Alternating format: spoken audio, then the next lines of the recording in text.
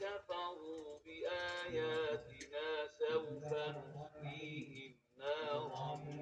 كلما نضجت جلودهم بدلناهم جلودا غيرها ليذوقوا العذاب إن الله كان عزيزا حكيما والذين آمنوا وعملوا الصالحات سندخلهم جنات تجري من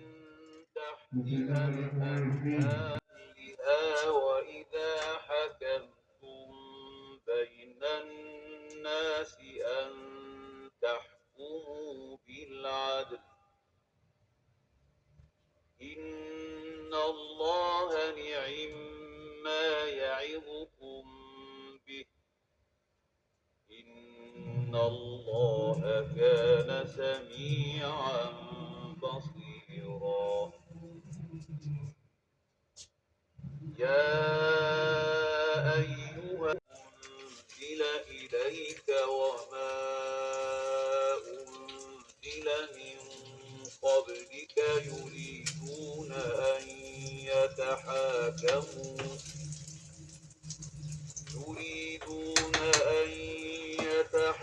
يتحاكموا إلى الطاغوت وقد أمروا أن يكفروا به ويريد الشيطان أن يضلهم ضلالا بعيدا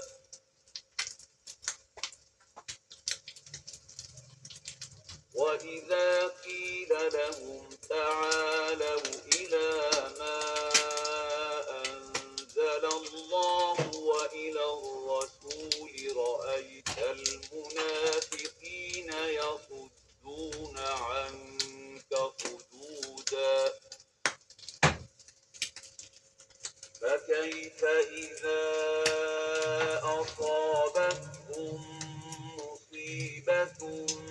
بما قدمت أيديهم ثم جاءوك يحلفون بالله إن أردنا إلا إحسانا وتوفيقا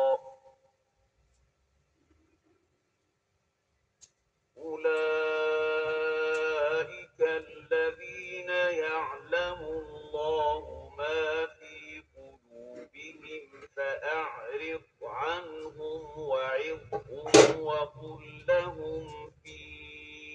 أنفسهم مما قضيت ويسلموا تسليما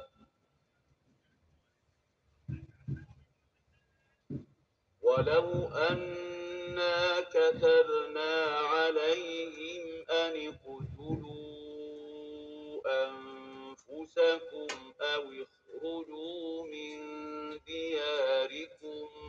ما فعلوه إلا قليل منهم